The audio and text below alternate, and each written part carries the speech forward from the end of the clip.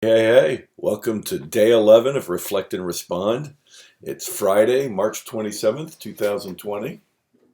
Uh, so I woke up this morning a little bit on the heavy side. I was thinking about in the last week people I know that have been impacted directly by coronavirus or COVID 19. And obviously, we had good news that after being tested last week, we got the results on Tuesday. That Lee is COVID 19 negative.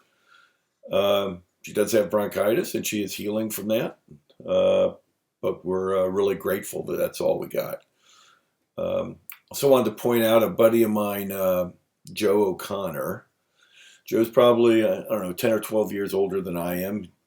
He and his bride recently retired and moved down to the Delmarva Peninsula. There in the Eastern Shore. And he sent a note out that wanted everybody to know that although he was okay, he did test positive for COVID 19.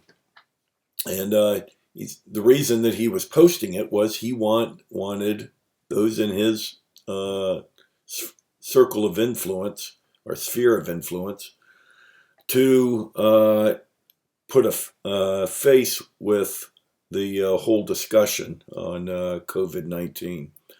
And he's got it. He's in his home. He's got, some of the symptoms, but currently is living at home and literally communicating with his wife, Holly, by cell phone. That's how they communicate, although they're both in the house.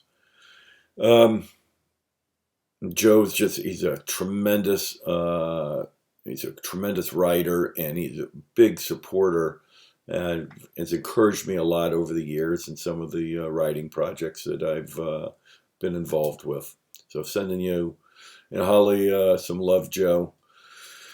And I also, yesterday, we got a note. I have a couple of Naval Academy classmates, Alan Robin Thomas, and their son Bert has been hospitalized in Northern Virginia, and he's on a respirator.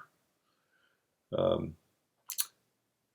there's three people that I'm sure I know more, but three people I know directly that have been impacted by this. And it is it's just, I'm feeling it. I got a call, trusting that this thing is going to move along, hopefully sooner rather than later, and wash through the system, as it were.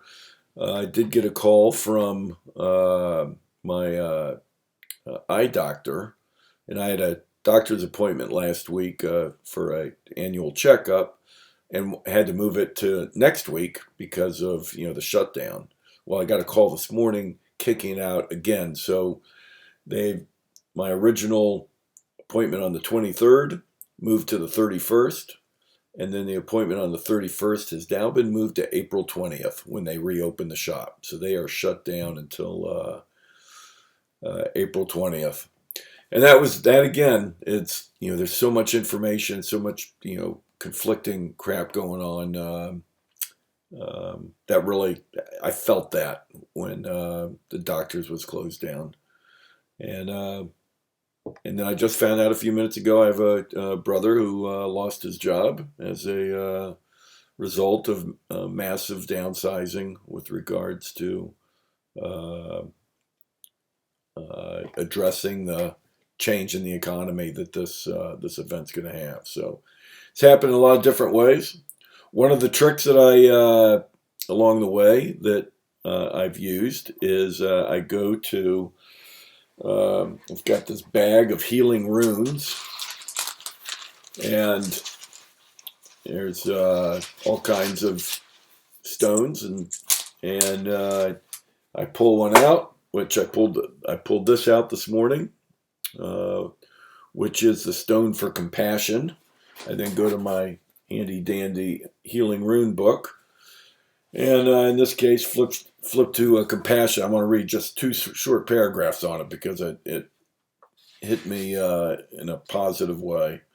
It has been said that when we have compassion for one another, we shall be of one mind.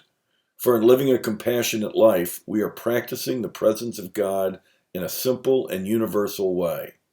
Drawing this rune reminds us to take time to show compassion to those we meet along our way. And then skip down. If you are involved in physical healing, notice that in the circle of runes, compassion lies between fear and the divine, as if to say that fear, passing through the prism of compassion, is transformed into the energy and radiance of love. To the compassion itself, this rune is a gentle reminder that the journey to wholeness is just that, a journey. Along the way, in your meditations and your prayers, ask to see the world through compassionate eyes. A lot of people are hurting, and they are going to love to get a call from you, or a text, or a DM, however you're communicating these days. Remember, let's not react and attack. Let's reflect, then respond.